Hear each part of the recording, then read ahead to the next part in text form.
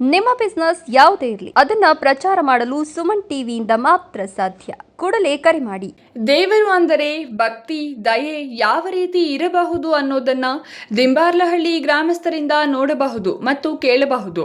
ಚಿಕ್ಕಬಳ್ಳಾಪುರದಲ್ಲಿ ಶಿಡ್ಲಘಟ್ಟ ತಾಲೂಕು ಸಾದಲಿ ಹೋಬಳಿ ವ್ಯಾಪ್ತಿಯಲ್ಲಿ ಬರುವ ದಿಂಬಾರ್ಲಹಳ್ಳಿಯ ಎಲ್ಲ ಗ್ರಾಮಸ್ಥರುಗಳು ಸೇರಿ ಮನೆಗೆ ಇಷ್ಟಿಷ್ಟು ಅಂತ ಹಣ ಹಾಕಿಕೊಂಡು ಎಲ್ಲ ಗ್ರಾಮಸ್ಥರು ಸೇರಿ ದೇವಾಲಯ ಕಟ್ಟಬೇಕೆಂದು ತೀರ್ಮಾನ ಮಾಡಿಕೊಂಡು ಮುಂದಾಳತ್ವ ವಹಿಸಿದರು. ಅದೇ ರೀತಿ ಈ ರಾಮನ ದೇವಾಲಯವನ್ನು ಕಟ್ಟಬೇಕಾದರೆ 35 ಲಕ್ಷ ಹಣ ಬೇಕಾಗುತ್ತದೆ ಎಂದು ದಿಂಬಾರ್ಲಹಳ್ಳಿ ಗ್ರಾಮಸ್ಥರು ತಿಳಿಸಿರುತ್ತಾರೆ. ಅದೇ ರೀತಿ ದಿಂಬಾರ್ಲಹಳ್ಳಿಯ ಎಲ್ಲ ಗ್ರಾಮಸ್ಥರುಗಳ ಹತ್ತಿರ ಇರುವ ಸರಿಸುಮಾರು 15 ಲಕ್ಷ ರೂಪಾಯಿಗಳನ್ನು ರಾಮನ ದೇವಸ್ಥಾನಕ್ಕೆ ಖರ್ಚು ಮಾಡಿ ಅರ್ಧಂಬರ್ಧ ದೇವಾಲಯವನ್ನು ನಿರ್ಮಿಸಿದ್ದರು. ಇನ್ನು ಮುಂದೆ ರಾಮನ ದೇವಾಲಯವನ್ನು ಕಟ್ಟಬೇಕಾದರೆ ಮತ್ತು ಈ ದೇವಾಲಯವನ್ನು ಪೂರ್ತಿ ಮಾಡಿ ಇನ್ನು ಮುಂದೆ ರಾಮನನ್ನು ಮೂರ್ತಿ ಜೀವಂತವಾಗಿ ನಿರ್ಮಿಸಬೇಕಾದರೆ ಇನ್ನೂ ಸಾಕಷ್ಟು ಹಣ ಬೇಕಾಗುತ್ತದೆ ಎಂದು ತಿಳಿದು ಸುಮಾರು ರಾಜಕೀಯ ಮುಖಂಡರ ಮೊರೆ ಹೋದರು.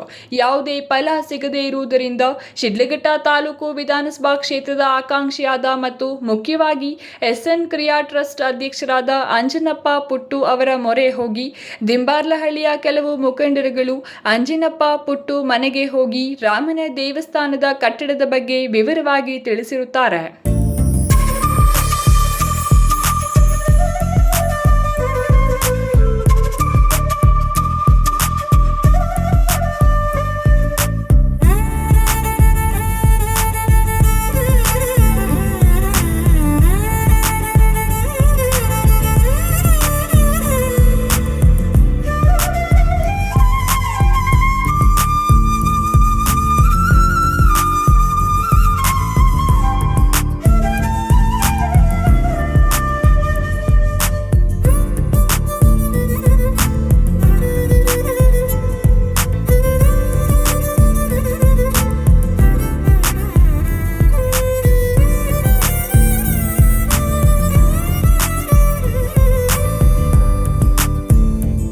ಅಂತಹ ಸಮಯದಲ್ಲಿ ಅಂಜನಪ್ಪ ಪುಟ್ಟೂರವರು ನಾನು ದಿಂಬಾರ್ಲಹಳ್ಳಿ ದೇವಸ್ಥಾನದ ಹತ್ತಿರ ಬಂದು ಮಾತನಾಡುತ್ತೇನೆಂದು ತಿಳಿಸಿ ಗ್ರಾಮಸ್ಥರನ್ನು ಕಳುಹಿಸಿರುತ್ತಾರೆ.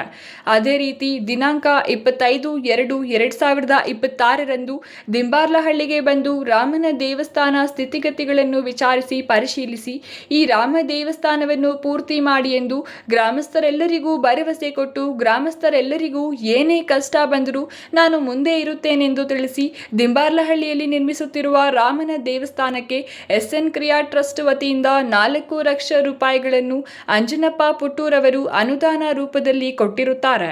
ಅದೇ ರೀತಿ ಸ್ಥಳಕ್ಕೆ ಆಗಮಿಸಿರುವ ದಿಂಬಾರ್ಲಹಳ್ಳಿ ಮತ್ತು ಸುತ್ತಮುತ್ತಲಿನ ಮುಖಂಡರಾದ ರಾಮರೆಡ್ಡಿ, ಅಶ್ವಥ್ ರೆಡ್ಡಿ, ನಾರಾಯಣ್ ರೆಡ್ಡಿ, ಕಿಟ್ಟಪ್ಪ, ಶೀತಹಳ್ಳಿ ಮಂಜಣ್ಣ, ಸೀನಪ್ಪ, ವೆಂಕಟೇಶಪ್ಪ, ಶಿವಣ್ಣ, ಸುಬ್ರಮಣಿ ಮುಂತಾದ ಉಪಸ್ಥಿತರು ಈ ಕಾರ್ಯಕ್ರಮಕ್ಕೆ ಬಂದು ಯಶಸ್ವಿಗೊಳಿಸಿರುತ್ತಾರೆ.